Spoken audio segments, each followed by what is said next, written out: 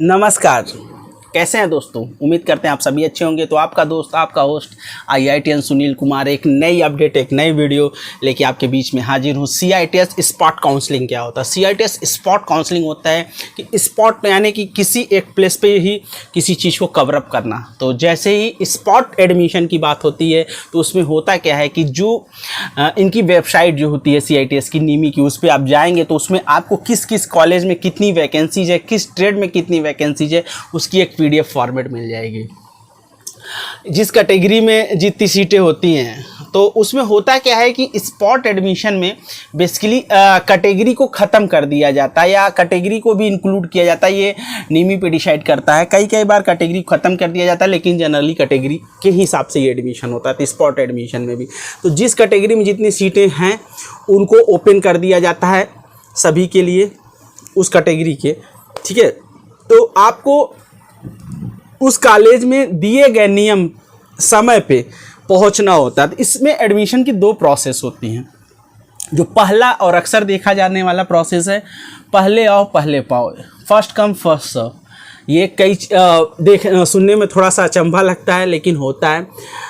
जो मेरिट है जनरल की 33, OBC और क्या कहते हैं EWS की 28 और SC ST की 20 PH की, इससे ज़्यादा मार्क्स पाने वाले कभी कभी क्या है कि वो सभी के लिए अप्लीकेबल कर देते हैं। वो भले ही इससे कम मार्क्स भी पाने वालों को भी अलाउ कर देते हैं। तो नोटिफिकेशन जैसे ही आएगा स्पॉट एडमिशन का, मैं आपको अपडेट्स दे दूंगा। ठीक है, तो आपको अपने सारे ओरिजिनल डॉक्यूमेंट्स के साथ बस आपको 1000 रुपये की फ़ी भी पे करनी होती है। वो फ़ी पे करके आप क्या कहते हैं वहाँ पे पहुँच जाना है। जिन्होंने ऑलरेडी सेकेंड या फर्स्ट काउंसलिंग फ़ी पे कर दी, उन्हें नहीं पे करना होता है और आपको उसी NSTI में पहुँच जाना है जहाँ आपका एडमिशन होना है। ठीक है, तो आप पहले पहुँच जाइए। उसमें एक नियम होता है कि जैसे उन्होंने बता दिया कि 11 बजे या 12 बजे तक के बीच में जो बच्चे आएंगे उनका एडमिशन होगा।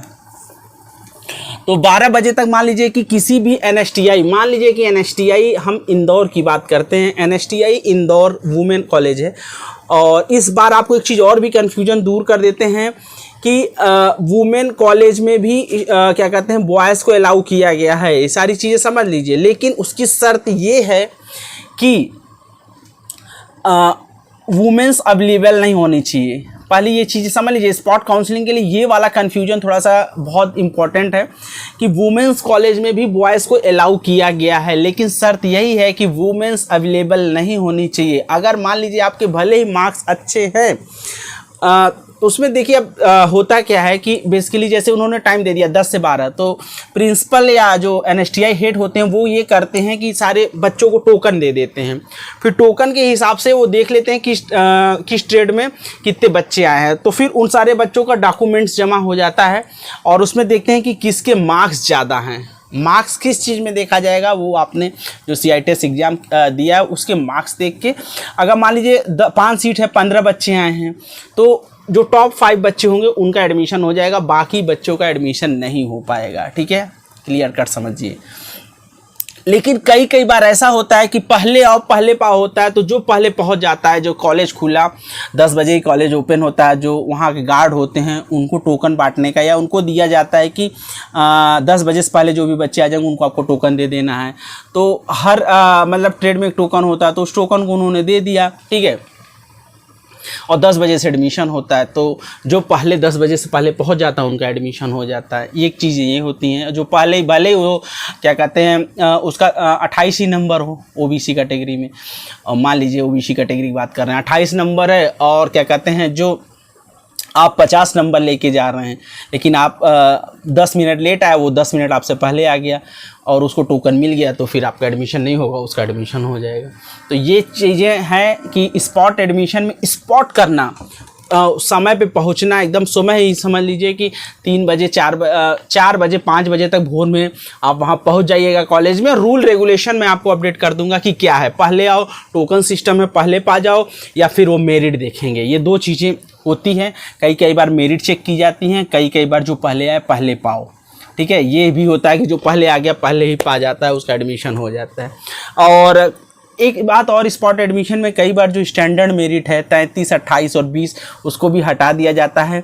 कोई कितना भी मार्क्स पाए उन बच्चों का भी एडमिशन हो जाता है। तो ये चीज़ें स्पॉट एडमिशन में होती हैं। अभी ये सेकंड काउंसलिंग साथ ही स्पॉट एडमिशन दिखा रहे हैं, वो ऐसा नहीं होगा। स्पॉट एडमिशन बाद में ओपन होगा। आई एम श्योर है मैं इतना श्योर हूँ कि वो स्पॉट एडमिशन इस ड्यूरेशन में नहीं होगा। ठीक है, स्पॉट एडमिशन ये 5-6 के बाद ही होता है।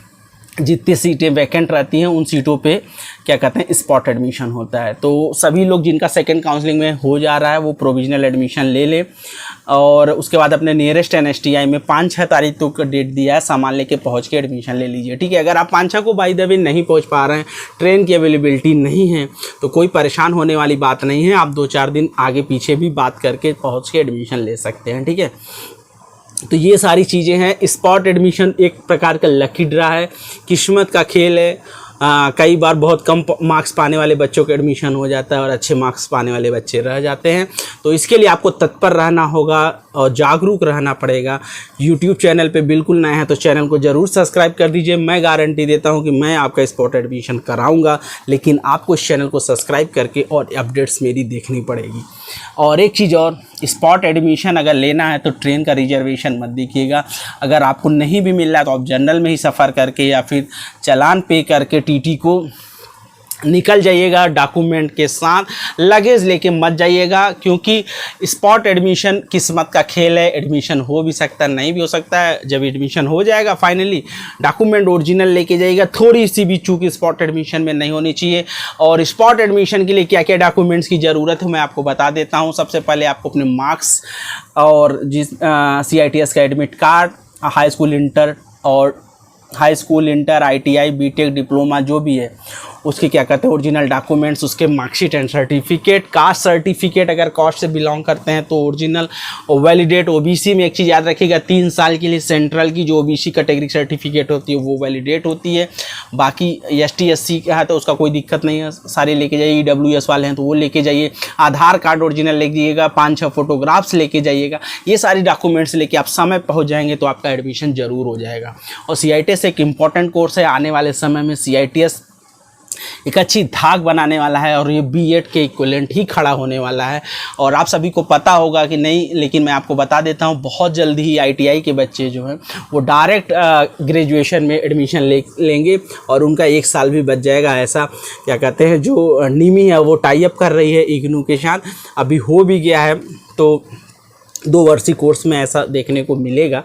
तो हो सकता है कि भविष्य में BTech में भी आप डायरेक्ट एडमिशन ले पाएंगे। ये सारी चीज़ें भी बात चल रही हैं और आपका 1 साल बच जाएगा। तो ये सारी चीज़ें आप क्लियर कर समझ लीजिए।